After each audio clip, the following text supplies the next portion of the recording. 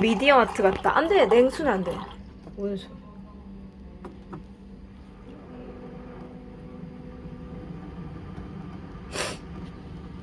커피는 그만 먹고 물을 많이 먹어야지, 건강하기 위해. 라면을 먹었으니까 너무 소금이 많이 먹어요. 아직 끝내야 될 일이 2개나 있습니다. 내가 한번 찍어보겠어.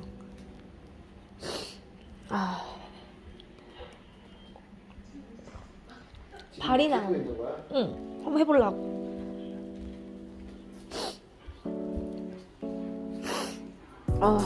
이 곳을 공개한 적이 많이 없는데.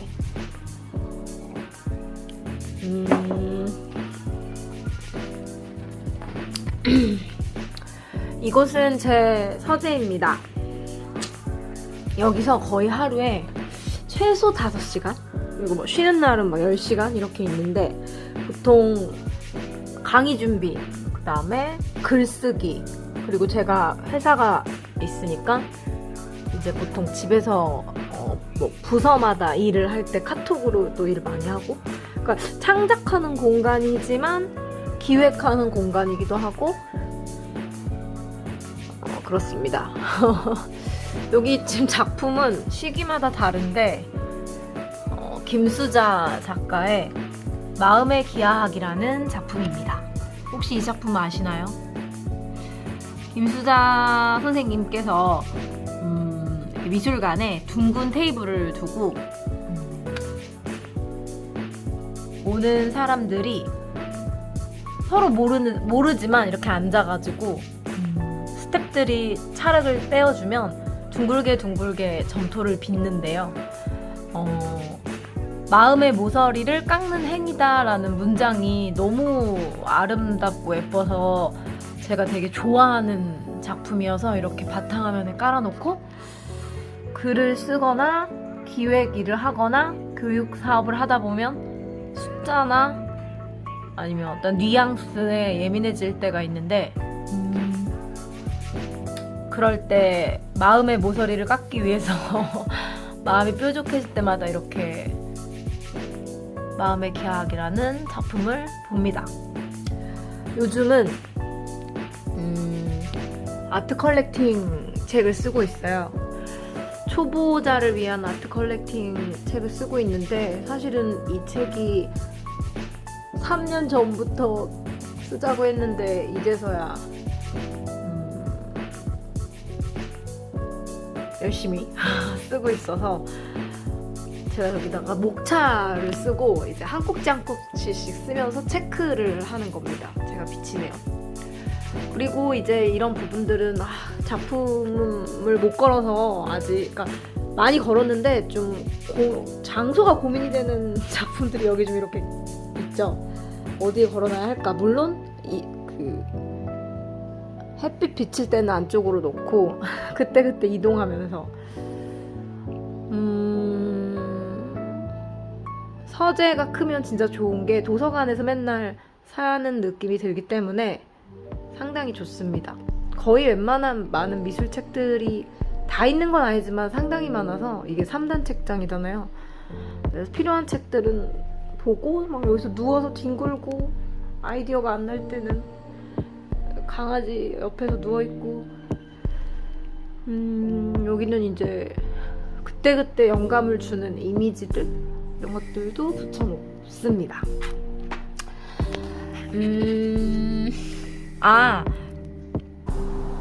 네, 안녕하세요. 아트메신저 이소영 작가입니다. 이곳은 저희 집 서재, 안방이고, 저는 서재를 안방으로 쓰는데요. 제가 요즘에 너무 유튜브를 올리지만 대부분 좀 인터뷰고 제가 나오는 유튜브가 많이 없어서 제가 야근을 많이 하는데, 밤에 일을 많이 하는데, 밤에 서재에서 일하면서 읽는 책이라던가 요즘 하고 있는 일이라던가 뭐 강의했던 내용, 이런 것들 간단히 브이로그처럼 알려드리면 좋을 것 같아서 켰습니다. 어떤 분들이 소영쌤, 저는 이제 미술교육인인데 소영쌤은 시간을 어떻게 쓰는지 또는 일상을 어떻게 보내는지 알려주라고 댓글을 써주셔서 아마도 이제 제가 교육기관들도 여러 개 운영을 하고 또 칼럼이나 미술 에세이도 꾸준히 쓰고 한 달에 이 자리에서 항상 써요.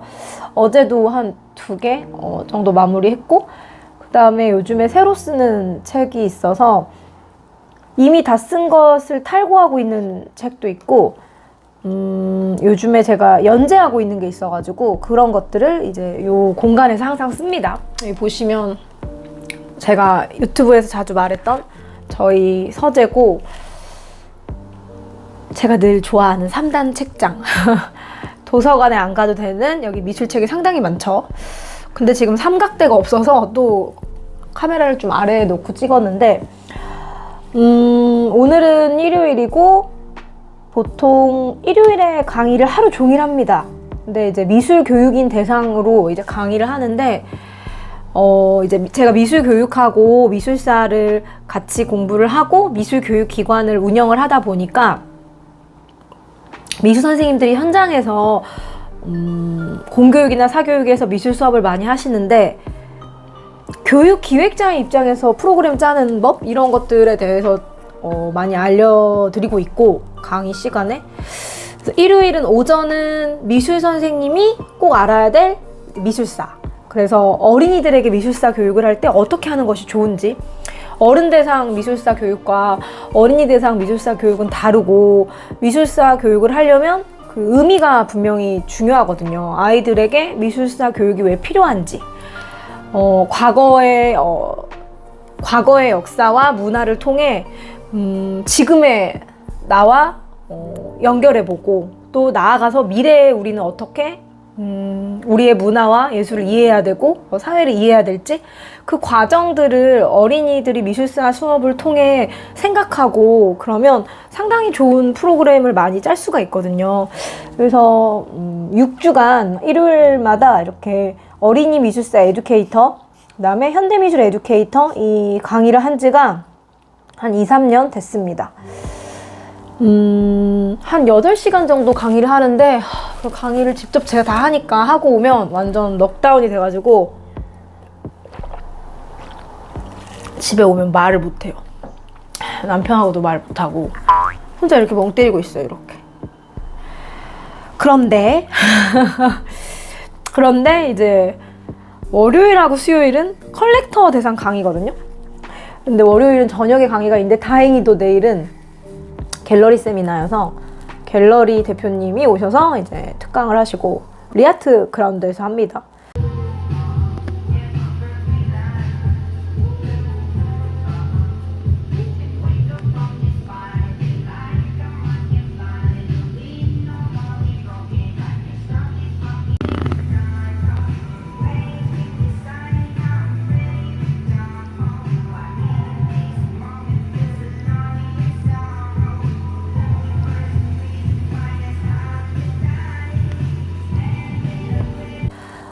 수요일은 제 강의인데 아직은 수요일까지 가려면 저한테는 저는 하루에 하는 일이 되게 많아서 월요일에 수요일 걱정을 하지 않아요.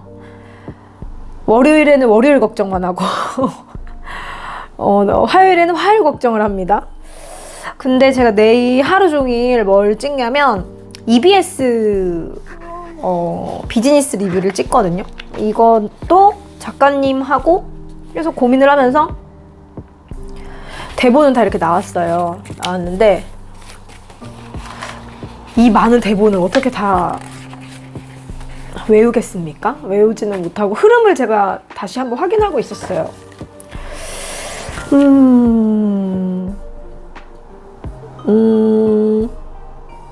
유퀴즈에 나가고 나서 방송 제의가 많이 왔는데 사실 방송을 많이 하고 싶어서 한 건 아니었고 유퀴즈라는 프로그램이 참 좋아서 그 프로그램에서는 현대미술 컬렉팅의 가치를 좀 제대로 알릴 수 있지 않을까 그런 생각 때문에 선택했고 그 후에 오는 방송들은 제가 잘 보고 모든 걸 다 나갈 수는 없는데 EBS 같은 경우에는 상당히 좀 컨텐츠들을 좀 그래도 진지하고 깊이 있게 이야기할 수 있어서 선택을 했습니다.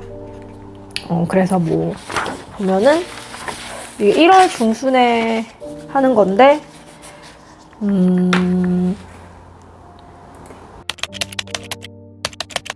이러니? 아트로 혁신하라가 제목이고 1부 아트 컬렉팅은 재테크가 아니다. 가제입니다. 2부 이제 이건희 컬렉션 덕분에 우리가 달라진 것. 3부 아트와 비즈니스가 만났을 때. 4부 현대미술의 작품의 가치는 어떻게 결정되는가. 이런 것들을 컬렉터의 입장에서 미술 교육인의 입장에서 설명을 할 것 같아요. 그래서 지금 3부에 대한 대본을 보고 있고 보통 현대미술은 내용이 너무 방대해서 이것을 영상으로 옮기기가 참 쉽지 않아요. 고흐나 피카소 같이 좀 옛날 작가들은 그래도 좀 그 화가들의 삶이라던가 이런 것들을 올린 컨텐츠들이 옛날부터 많이 있는데 현대미술은 많지 않아가지고 저는 제가 소장한 작품 중에 얀베로니카 안센스도 이야기를 하고 미술 작품의 가치에 대해서 얘기할 때 그 다음에 여기 솔루잇의 벽 드로잉 솔루잇이 벽에 그렸던 그 벽그림이라고 불리는 본인이 꼭 안 그려도 설명서로 남겨놨던 그 작품에 대한 것도 이야기를 할 것 같고 이런 작품이 팔렸다라는 거죠. 왜 팔렸을까? 이런 걸 왜 살까? 이런 이야기. 거의 5억이 넘는 금액에 팔린 기록도 막 있고요. 그런 걸 내일 할 예정입니다. 그리고 제가 오늘 오늘 영상에서 이야기하고 싶었던 거는 제가 요즘에 스위치라는 어플에 연재를 하거든요. 이게 이제 창비에서 만든 어플인데 제가 사라진 화가들에 대한 이야기를 사실 되게 예전부터 시우일이라는 어플에서 연재를 하고 있었어요. 근데 창비의 시우일은 글을 길게 쓸 수가 없어요. 시를 올리는 어플이어서. 그래서 글을 좀 짧게 쓰는 게 어렵더라고요. 왜냐하면 화가들의 작품은 때로는 작품을 시각 이미지, 그러니까 시각 예술을 서술하는 것에도 상당히 긴 분량을 할애하게 되는데 서술만으로도 시우일에 올릴 땐 조금 힘들었어요. 근데 시우일 어플도 있지만 스위치라는 어플이 또 창비에 생겨서 여기에 상당히 좋은 에세이 작가들, 산문들이 올라오고 있거든요. 그래서 2주에 한 번 스위치에 연재를 하는데 너무 유명하신 분들이 많이 연재를 하더라고요. 그래서 제가 좀 부담스럽지만 2주에 한 번씩 하고 있는데 너무 많은 분들이 이 스위치라는 플랫폼을 모르시는 것 같아가지고 혹시 나는 에세이와 산문, 그러니까 혹시 나는 산문을 상당히 좋아한다 이런 분들은 창비의 스위치를 다운을 받으시면 저는 금요일에 연재를 합니다. 그래서 당신이 오기까지 사라진 화가들 지난주 금요일에 연재를 했으니까 한 주 쉴 수 있고 이제 다음 주면 또 마감이에요.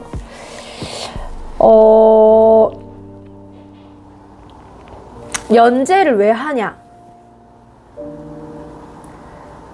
아니야, 그 말은 좀 그래. 어떤 분들이 시간을 입체적으로 쓰는 법에 대해서 알려달라고 했는데 특별히 비법은 없고 뭐 어떻게 그렇게 많은 일을 하시나요? 라고 하는데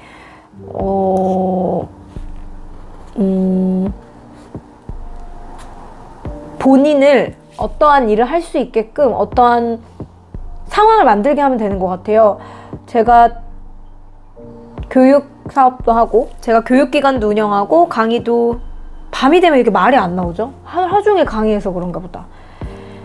제가 교육기관도 운영하고 강의도 많이 하고 꾸준히 책도 쓸 수 있는 건 그런 장치를 만들어놔서인 것 같아요. 예를 들어 뭐 2주에 한 번은 창비 연재, 매달 25일은 YMCA 연재.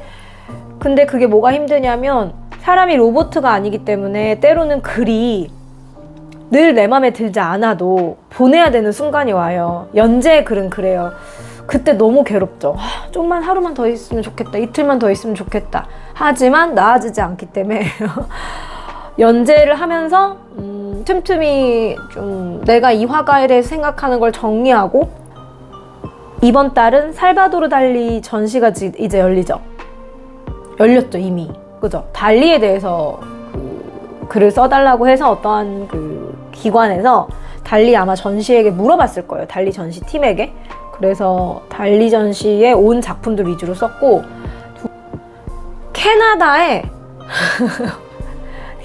여성 화가인데 에밀리카라고, 본인은 기독교임에도 불구하고 캐나다의 원주민들을 찾아다니고 그런 원주민들의 문화를 상당히 좋아했던 여성 화가가 있고, 숲이 벌목이 되는 것을 되게 힘들어하고 보기 힘들어해서 숲을 좀 보호하는 마음과 숲을 사랑하는 마음으로 캐나다의 수많은 숲들을 그린 화가예요. 그래서 에밀리카에 대해서 쓴 칼럼도 있고,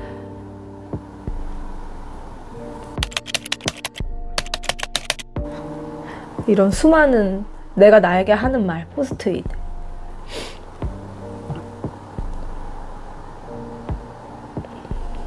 지금 내일 대본. 아, 이거 보여드리면 안 되는데. 정말 지저분한 책. 그죠? 이거는 절대 정리를 안 한 게 아니에요. 요즘에 제가 읽고 있는 것들이에요. 이 많은 걸 읽고 있는 게 뭐냐면, 그 시기에 산 책들. 이게 이제 한 번씩 조금씩 훑어봐야 다 안으로 넣어요. 제가 궁금한 것들이 있으면 저 책을 좀 많이 사는데. 그리고 여기가 이제 저희 집 서재 안방. 더 이상 못 보여드리는 이유는 바닥에 후드티가 널려 있어서예요.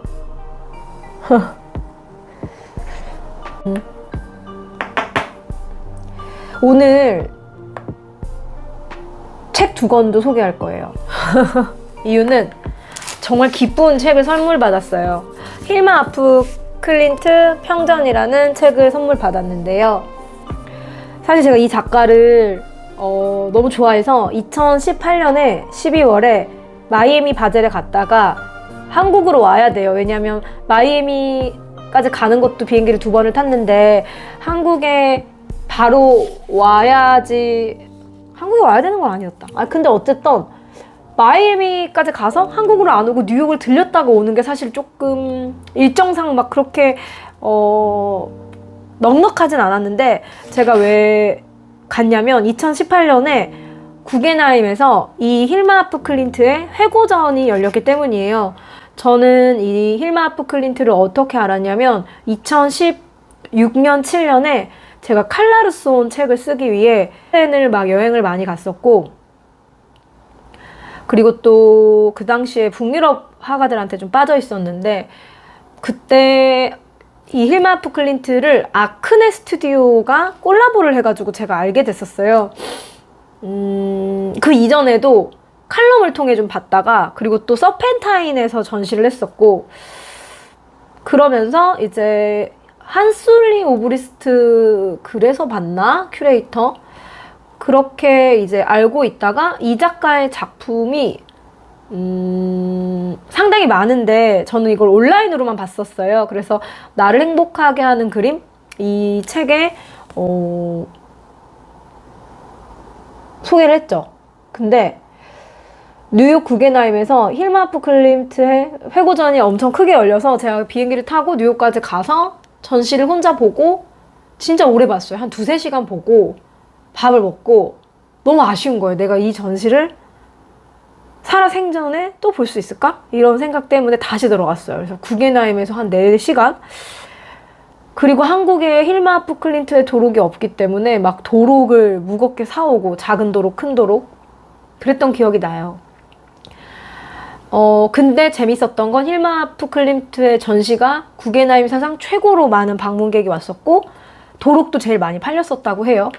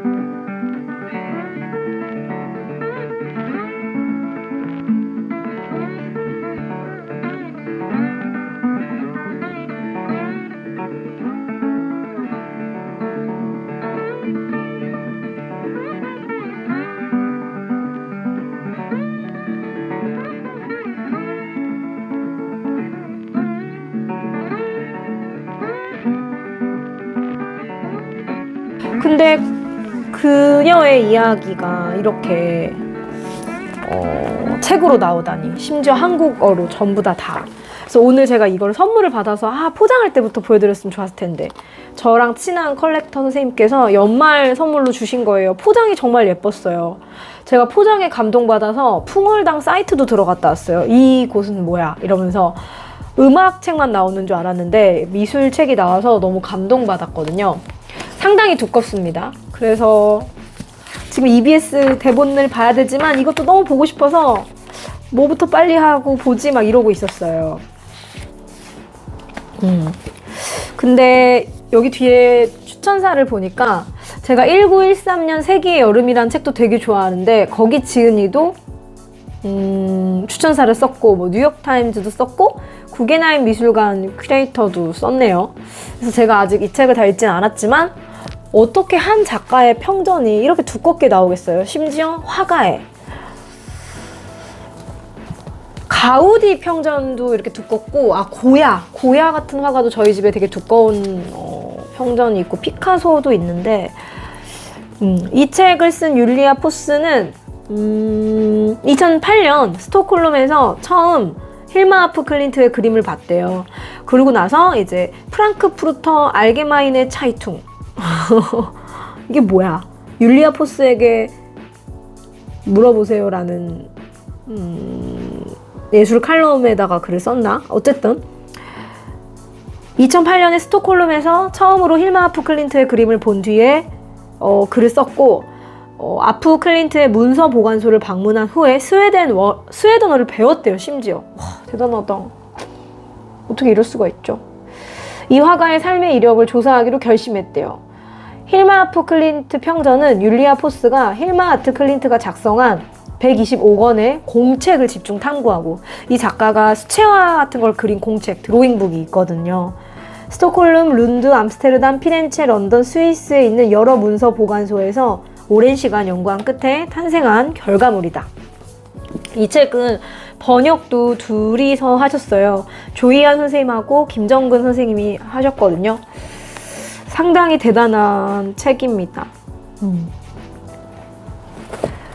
그래서 이 책을 틈틈이 볼 예정이고, 사실은 그 전에 뭘 보고 있었냐면 의류문화서에서 나왔던 초현실주의자들의 은밀한 매력이라는 책을 보고 있었어요. 이 데즈먼드 모리스는 이 책 말고 다른 책도 제가 있는데, 뭔가 초현실주의가 코로나 시기에 되게 인기가 많았었거든요. 젊은 신진 작가들도 초현실주의 풍의 그림이 너무 많아서 실제로 어떤 칼럼은 왜 요즘 영컬렉터들은 초현실주의 풍의 그림을 좋아할까? 이런 글도 있어서 제가 되게 재밌게 읽었는데, 이 책은 개인적인 관점에서 초현실주의자들을 이야기합니다. 그리고 재밌는 건 초현실주의자들을 나눠요. 공식 초현실주의 화가, 일시적 초현실주의자, 독자적 초현실주의자, 적대적 초현실주의자, 추방된 초현실주의자, 결별한 초현실주의자, 거부된 초현실주의자, 자연적 초현실주의자, 화가가 아닌 공식 초현실주의자, 이렇게 나누거든요. 그래서 이렇게 나누면서 이제 한 명씩 적어요. 예를 들어 뭐 알렉산더 콜더, 파리에서 초현실주의자들과 활동했지만 나중에 결별, 이렇게 화가에 대해서 소개가 돼 있고, 칼더에 대해서 설명이 돼 있고, 레오노라 캐링턴, 영국인, 1937년부터 초현실주의 집단의 회원. 레오노라 캐링턴은 2022년 베니스 비엔날레에 레오노라 캐링턴이 쓴 그림책, 아들들을 위해 쓴 그림책 꿈의 우유라는 그림책이 베니스 비엔날레 주제거든요. 1950년에 출간을 했던 그 책이 되게 기괴한 존재들이 막 일러스트 되어 있는데, 그게 이제 베니스 비엔날레의 그 총 주제예요. 그래서 그 꿈의 우유라는 단어가 참 재밌죠. 그렇게 해서 또 요즘에 많이 거론되고 있고, 살바도르 달리 스페인인, 지금 전시 중이니까 얘기할게요. 1929년 파리 초현실주의 집단에 합류. 1934년 브로퉁에게 거의 내쫓길 뻔했고 1939년 완전히 축출. 아, 그리고 우리 초현실주의 전시도 예술의 전당에서 하잖아요. 때마침 이 책을 보니까 재미있네요. 막스 에른스트, 독일인, 파리 초현실주의 집단의 회원. 1938년에 축출되었다가 1955년에 다시 축출됨. 막스 에른스트가 아마 이게 베니스 비엔날레에 막 나오고 이랬을 때 시인 앙리 브루퉁이 되게 이거를 비판하면서 초현실주의 집단에서 뺐을 거예요. 저도 아직 책을 다 안 읽어봐서 좀 자세히 보려고 합니다. 작가들에 대해서는 길게는 안 나왔고 한 5쪽, 6쪽씩 썩 적혀 있는데 와우! 쿠바 출신 위프레도 람도 나오고 되게 좋은 작가들이 많이 있네요. 사전처럼, 초현실주의 사전처럼 생각하시면 좋을 것 같아요. 앙드레 마쇼. 오, 로베르토 마타. 재밌겠다. 아트페어에 자주 등장하는 작가들이 많이 있어요. 호안미로 같이 유명한 화가도 있고요. 어쨌든 이 책도 요즘에 보고 있습니다.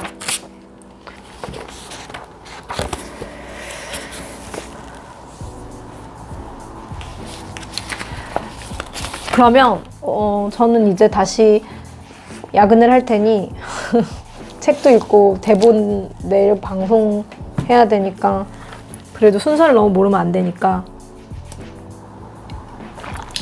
오늘은 여기까지 하고 또 이렇게 제가 시간이 되면 아주 간단한 이야기를 전달하도록 하겠습니다.